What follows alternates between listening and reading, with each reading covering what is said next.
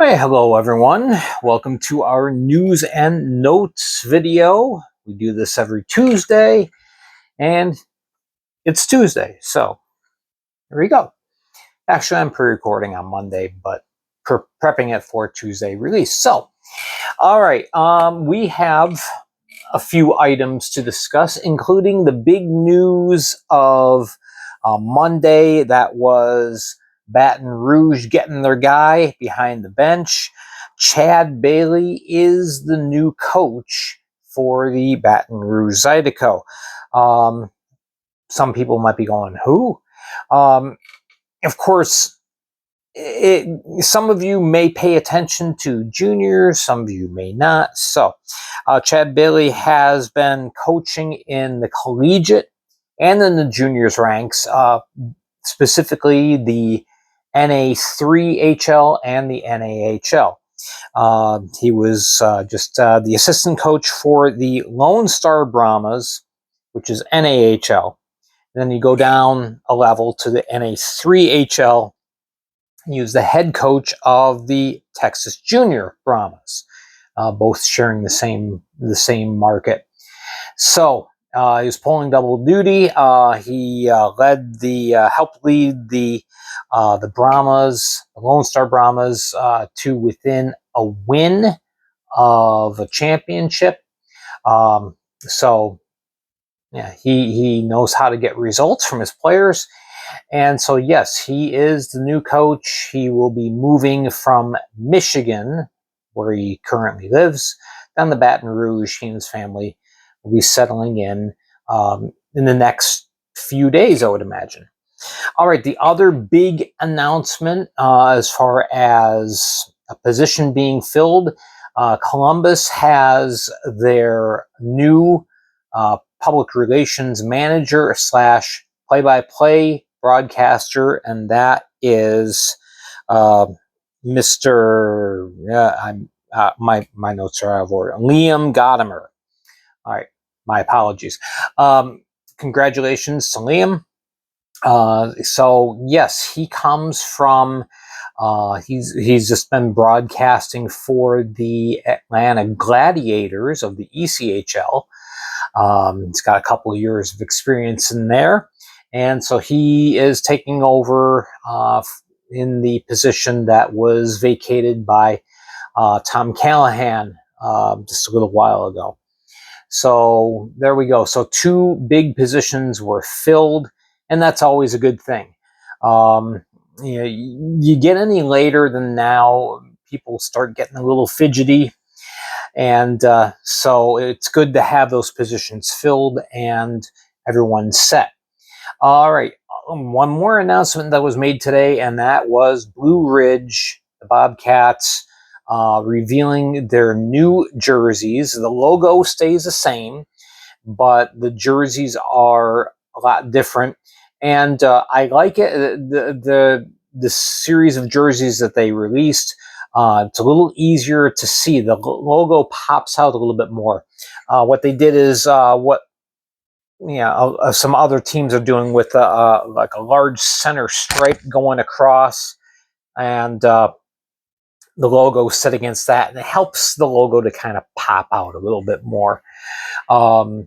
So yeah, it's a new clean look. And they're taking pre-orders now for anyone who wants to buy a replica jersey. You go to the Blue Ridge Bobcats, either their Facebook page or to their official page with the Fed, and you can order it there. And pretty nice looking. All right, the FPHL. This is another piece of big news, and I was on a phone call this afternoon and had this confirmed from a source of mine. And this, I think, is an excellent move. The FPHL is changing things up as far as the roster limitations. Now, if you remember last year and the year before even, the roster limit was 19. You had 4-game PTOs. It didn't count against the 19. You could mix and match as you wished. And it just got kind of confusing and hard to follow, especially when teams would trade a player for a 4-game PTO contract, but it was never stated in the transactions. You just see future considerations. So, yeah, you saw a couple teams used a lot of 4-game PTOs last year. Not this year. Nope, that is gone. So the change is we are moving from 19 to 20. 3 dedicated positions for goalies. So you've got 17 skaters and 3 goalies. This is very good. Goalies, there's not as much separation between the Fed and the higher leagues in the goaltending ranks as there is with skaters, because there's a lot more skaters. Goaltending is a very choice select field. There's only so many positions available, and so if you're going to earn a pro contract, you got to be pretty darn good. I'm not saying that certain skaters are not good. I'm just saying that it's a much more competitive field for goaltenders. So, yeah, so that is the change. So 17 plus 3, no 4-game PTOs. Basically, that means that if you get in a situation where unfortunately you have an injury or a call up or 2, and you need somebody for a week, 2 weeks, you just find a guy, you sign him to a regular contract. When the time comes that you no longer need that player's services, you release them. It's a lot simpler. It's much, much simpler. And certain teams in the past have used those kinds of scenarios very, very well. One that comes to mind is the Motor City Rockers. If they were on the road and they had contacts with, let's say they were playing in Watertown, and they had some contacts with some players that were in New York. Hey, can you meet us and play for us for this weekend for a couple games in Watertown? Sure. Okay, great. Sign a 2-game contract in essence and release.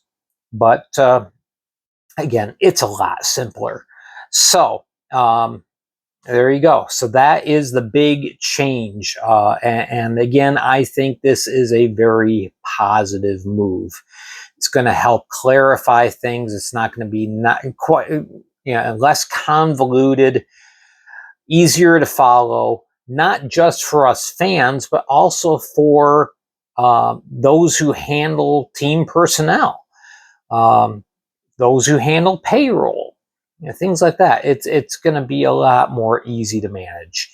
So I like it. I like the change. Okay. One thing I did not write on here that I did write on here, we'll discuss free agent camps. They're progressively taking place over the summer. Indiana just completed theirs at the Hamilton Center ice rink, and good turnout there. They released some pictures, a couple of short video clips, yeah, it looked like everyone had a good time. We will see if in the coming days anyone earned a PTO contract to that. Remember, now PTO meaning just a signing agreement with the team to come to camp for the privilege of competing for a spot. It's not a tryout. Well, it kind of is, but all contracts right now are PTOs. That includes even the big names. All right, so this upcoming weekend, Blue Ridge has their free agent camp. It's not in Wytheville. It is down in Clarksville, Tennessee. Really nice arena that's set inside a mall there. It's the F&B Bank Arena. Really nice arena. But anyway, that is where the Blue Ridge Bobcats will be having their free agent camp. Also working with the Blue Ridge Bobcats as far as taking a look at prospective players is the Knoxville Ice Bears staff. They will also be there. They're, of course, from the SP. So we'll see how that goes. All right, let's see. What else we have? Oh, yeah, the trade. This was, Saturday it was announced that Brian Parsons is being, in essence, returned to the Prowlers. He will be back for season number 7 with the Prowlers. Familiar face that the fans love him there, and so he will be back in the black and red. And Indiana, the team that had picked him up in the expansion draft, they get some kind of future considerations. What that is, I don't know. That could be a player to be named later. It could be cash considerations. It could be travel considerations. It could be a lot of things. Trades are funny things in the FPHL. So anyway, that was done. Let's see. Talk about this for just a second. Post by Danbury today. They're selling T-shirts, and other teams don't get on board with this. Danbury has always been really, really great as far as helping to create interest with the fan base there. They'll produce specialty T-shirts. And the specialty T-shirts this time is a mashup. It's a black or blue or white T-shirt with the Hat-Tricks logo, but it's in the colors of the old Danbury Trashers, the famed Danbury Trashers, of which A.J. Gallant was the GM. Took over that job when he was 17, hence the number 17. It's like a jersey. It's got the rabbit logo on the front. On the back, it says Gallant 17. Very sharp looking. And actually, I made a comment, and I'm serious. I think maybe for the future, rebranding a little bit. I've never been a fan of orange. That's just my own personal preference. But and Danbury wears it well. But if they were to redo their color scheme to the blue, black, and white, that could really be interesting. It certainly would be engaging for the fans. So we'll see. We'll see what happens. But those T-shirts are for sale. There is a link. You can click on the Facebook page. Final thing, signings just from the last few days. We'll just zip through this quick. Okay, Binghamton Black Bears signed forward Zach Sarauta. He is back. Athens has 2 returnees, Matt Garcia and Joseph Kalatarsi, both defensive-men. On Friday, Danbury announced that Johnny Ruiz will, in fact, return.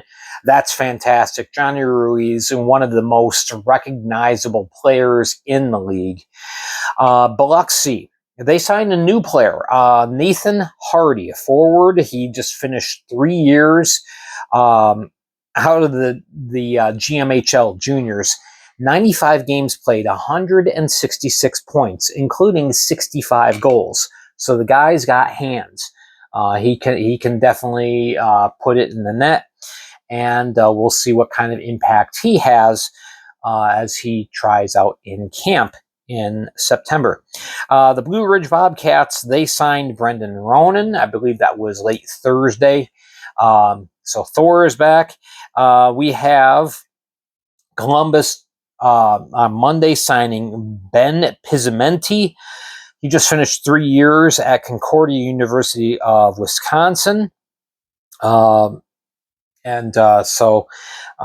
Columbus will be looking to see what he brings to the table. And then Indiana, they announced more signings. Some of them had already been announced in the transactions page, the Fed transactions page. But one name that hadn't been seen before was goaltender Ross Jones. comes from Missouri State University, which is ACHA. He had a 13-6-0 record, a 291 goals against, 913 save percentage, and 2 shutouts. So helping to fill out the field in Indiana with the crease. All right, so that is it. That is our news for the day. Again, yeah, this was the big thing for the league on the whole, and then Blue Ridge getting their coach, Baton Rouge getting their coach, Columbus getting their broadcaster. So a very good day in the FPHL. All right, thank you so much for watching. Make sure to hit like and subscribe. Thank you for all of your support. We will be back on Thursday on the Flash Audio Network. The links are on my Facebook page. Make sure you are following me on Facebook, or you've hit like, so you can get the latest news as it happens. I'll post it there first, and then we talk about it here or on the Flash Audio Network. All right, thank you so much for joining me. I'm Gary Ryan, and we will talk to you again very soon. Have a wonderful day.